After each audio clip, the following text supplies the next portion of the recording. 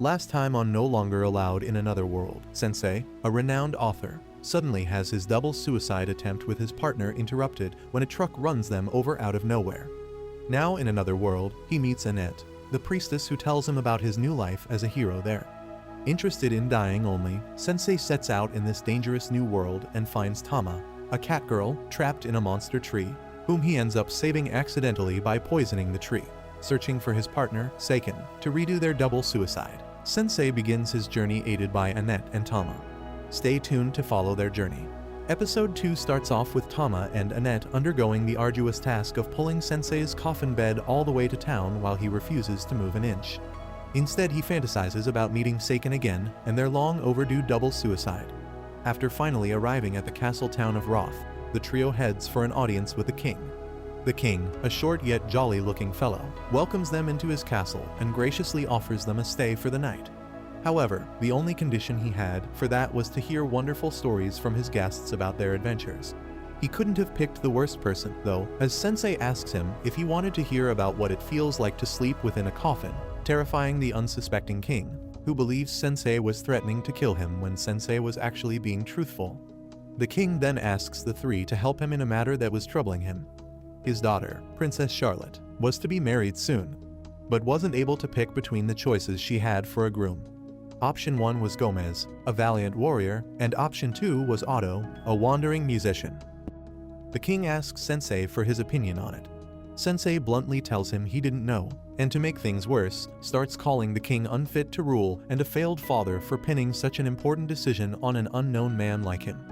Sensei then leaves, while muttering he didn't get to say that being someone who failed to fit in two worlds.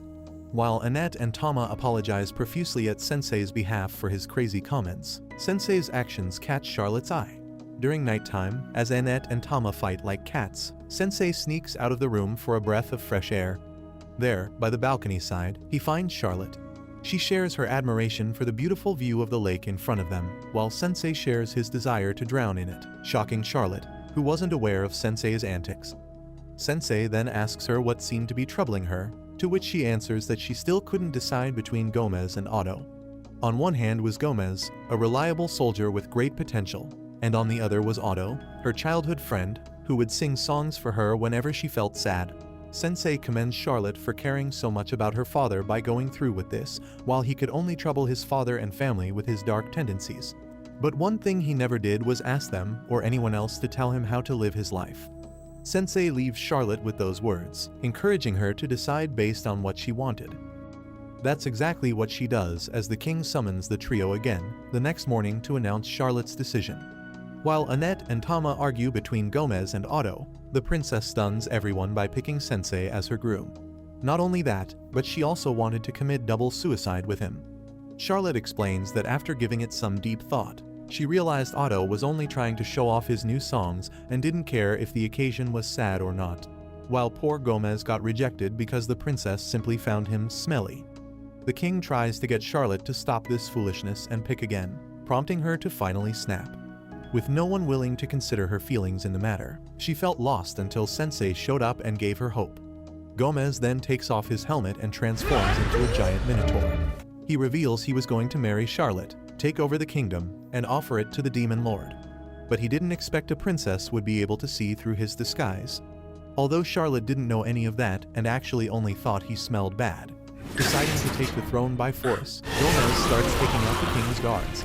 Tama jumps in to put up some resistance using her martial arts, while Otto plays his music like a buffer skill, but it turns out to be plain music. Tama demonstrates her skills, but Gomez's brutish size and strength prove too much for her. Their fight abruptly gets interrupted when Sensei asks Gomez to kill him and Charlotte first so they could have their double suicide. Gomez, of course, readily agrees and starts telling them how he'll ravage and destroy the kingdom after killing them. Doubt starts forming in Charlotte's mind as she starts feeling reluctant about her decision, until finally yelling out that she wanted to live and protect this kingdom. Waiting to hear her say it, Sensei pushes her out of the way as Gomez charges. Thankfully, or rather unfortunately for Sensei, Annette's last-second shield saves his life, while Tama finishes Gomez off with her wildcat strike. The king apologizes to Charlotte, and the two make amends in a touching scene while Sensei thinks about how he failed to die yet again. Charlotte then took charge of the throne as a 16-year-old queen. Sensei praises her for it, stating that while a dying woman was a sight to behold, a woman who stood up on her feet was nothing short of that either. Though he said all that while refusing to stand up on his own 2 feet and forcing 2 poor women to carry him and his coffin up a cliff. Episode 3 kicks off with the trio taking a much-needed break since leaving Roth. Though the trio was currently headed to Tama's hometown of Grun, Annette suggested they make a stop at Zweiten Temple first, one of the 4 temples where otherworlders would spawn and head to the Demon Lord's castle from. Since Sensei wasn't trying to defeat the Demon Lord and was looking for Seiken instead, Annette only wanted to visit the temple to gather information.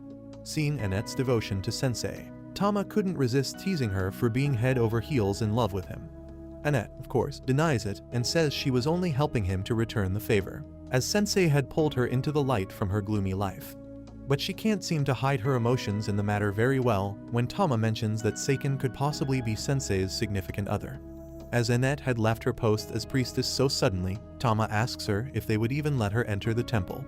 Annette, though, had it all covered because she had handed in her resignation right after leaving through her familiar.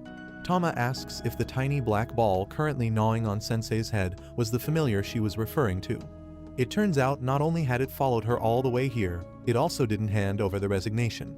Pleased to see a fellow useless being, Sensei names the little familiar Milos while Annette drowns in sorrow over abandoning her post. Milos then starts going crazy out of nowhere and runs away. Suddenly, a dragon appears out of the blue. Annette and Tama stand frozen in place as it lets out its mighty roar. At that moment, a cloaked girl shows up, telling the dragon to stop. She then approaches it and starts speaking in a different language, which seems to calm the dragon down.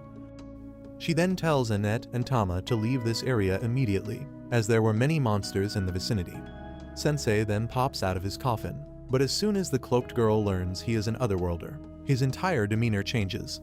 She throws away her cloak and announces she'll kill all otherworlders as she paralyzes the 3 with her immense power. She then blasts powerful dark magic at them. Annette's shield manages to take the brunt of the damage, saving them from the devastating effects of her powers that crumble the whole place up. Annette recognizes the shining mark on her collar, which belonged to the wrathful Demon Lord.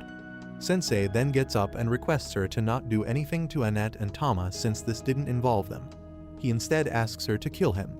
Named Waldelia, the alleged Demon Lord obliges Sensei's request right away by stabbing him through the chest with her hand. She then starts leaving but stops when she finds Sensei still able to stand up on his feet. Sensei tells her he noticed that she was engulfed with rage, but in reality she was just masking her sadness with it. Sensei asks if she could tell him what made her like that, catching her off guard. She quickly calls to her dragon and leaves while thinking about this strange, death-obsessed man she just met. Milos takes all 3 of them to the Zweiten Temple by turning himself into a flying carpet, where Annette's friend Usha quickly gets them medical treatment. Back to good health the next morning, Sensei tries sabotaging the efforts of those who saved him by chugging a highly poisonous potion first thing in the morning. Annette thanks Usha for her help and asks if a woman named Saken had been to her temple recently. Usha hadn't heard of any Seiken, but did, however, hear all about Annette abandoning her post and traveling with an otherworlder. She advises Annette against it, stating otherworlders were nothing but trouble who only used their divine powers for their own selfish interests. To prove her point right, another worlder named Katero shows up and tries to impress them with his infinite money-producing skill. Usha throws those coins in his eyes and quickly sends him running while maintaining her point about otherworlders not being trustworthy. Annette tells her Sensei wasn't like that and actually saved her, all the while blindly throwing money at whatever he wanted. Upon Usha's asking, Annette tells her Sensei did not have any special abilities, yet he still risked his life protecting them from the Demon Lord. Usha cuts her off and tells her the Demon Lord had actually been defeated already 7 days ago by a group of otherworlders. Annette shares this shocking news with Tama, and the 2 rejoice that peace was finally going to return to their world, Zauberberg, again. One thing, however, picks at Tama's brain: why did Sensei get sent here when the Demon Lord had already been defeated? All of a sudden, Sensei throws torn-up pages in the air and plops flat on the floor in defeat. He was trying to record the events that had happened since he came to this world, but was suffering from extreme writer's block. Annette suggests going out in town to help with it. She buys an enormous armor for Sensei and tells him to stay put while they shop. Usha then stumbles across Sensei and asks him to remove Annette from his party, as it would surely lead to her being unhappy one day. Sensei, however, doesn't do that, stating it was her decision to make if she wanted to stay or not. Their argument, though, gets cut short when Suzuki, the Otherworlder, arrives and addresses the townspeople, telling them about the end of the Demon Lord. But before the people of Vale can celebrate this news, he springs something equally shocking on them as he announces the beginning of the Age of the Otherworlders. Suzuki then claims the town of Vale as his own. Kotaro snitches on Annette for getting violent against him, an Otherworlder. This infuriates Suzuki, and he approaches Annette, placing his hand on her head with sinister intentions in mind.